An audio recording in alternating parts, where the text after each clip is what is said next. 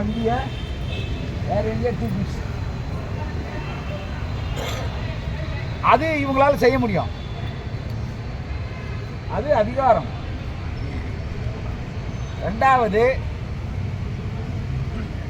ஒரு ஒரு ஒரு முடிவெடுக்கக்கூடிய இடத்தில் இருக்கக்கூடிய ஒரு அதிகாரி வந்து இதில் பேச முடியாது.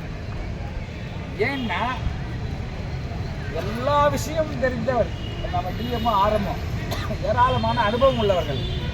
2 கேள்வி கேட்ட உடனே அவங்களால பதில் சொல்ல முடியாம திணற ஏற்பாங்க. அந்த கேள்வி 2ம் அவங்களுக்கானது இல்லை, நிர்வாகமா நினைச்சு கேட்ட கேள்வி. அது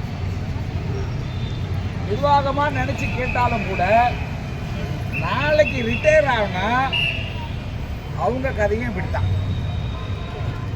அவங்க கதையும் இந்த தட்டோடும் பேப்பரோடும் போற சூழல் தான். எனக்கு முன்பாக ஏராளமான பேர் தட்டோடும், எங்க சுப்பராஜ் தட்டோடும் இருக்காரு.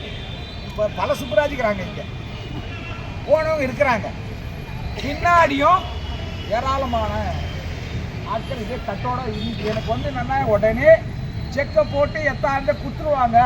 நான் அப்படியே வாங்கிட்டு ஏதாவது போய் சின்னாங்கன்னா பார்த்துட்டு அப்படியே குடும்பத்தோடு போயிடுவாங்களான்னு நாங்கள் நினைக்கிறேன். அது எங்களுக்கு தெரியும், எங்கள் குடும்பம் மொத்தத்துக்கும் தெரியும் அது. ஆனால் நாங்கள் ஊட்டி வளர்க்கப்பட்ட அந்த செங்கோடி இயக்கத்தினுடைய அந்த அந்த அந்த தத்துவம் இருக்குல்ல, அது எல்லாரும் மாதிரியும் நான் போக மாட்டேன். எல்லாரும் மாதிரியும் போக முடியாது. போனால் அது நியாயம் இருக்காது. நியாயம் இருக்காது. எது போலனால இருக்குது இல்லையா, அந்த நியாயங்கள் இருக்காது. எனவே தான் இன்றைக்கு குடும்பங்களாக சேர்ந்து இந்த மணிமனை கமிட்டி இந்த போராட்டத்துக்கு திட்டமிட்டது நடந்திருக்கிறது. தோழரே, இன்னைக்கு என்னன்னு சொன்னா எல்லா அதிகாரியும் தப்பிச்சுக்கிட்டு நம்மளோட அன்றாடம் இயங்கி கஷ்டப்பட்டு இருக்காரு பத்தியா, ஆர்எம்ஏ பிஎம்ஏ அவங்கள படைய வச்சிட்டான்.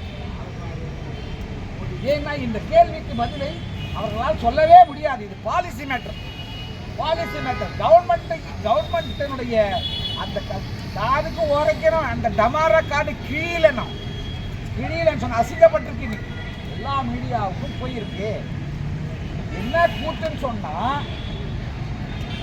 அதாவது கசாப்பு கடைக்காரங்க தான் பத்தியா, அவனை நம்பி நிக்குது ஆடு.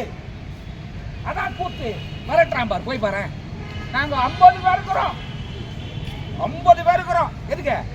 தொழிலாளிக்கு ஒன்றும் கிடைக்காம பார்த்துக்கிறதுக்கு நாங்க 50 பேர் இருக்கிறோம். பஸ் போறது அங்க நிறுத்துறோம் பாரு. இதுக்கு ஒரு சங்கமா? கேடு கட்ட சங்கம். இவெல்லாம் சங்கத்துடைய தலைவன். சங்கன்னு ஒண்ணு அது உள்ள இருக்கிறான் பாரு. சுரணையோடு இருந்தவெல்லாம் இருந்தாங்கல்ல, பூக்கு மாட்டி செத்து போனவன். அந்த சங்கத்தில் சுரணையோடு இருந்தவெல்லாம் இருந்தான். வேணாயா எனக்கு பதவி தூக்கி போட்ட நபர்லாம் இருக்கிறான். சுரணை கட்ட சங்கம் அது மாறி இருக்குது.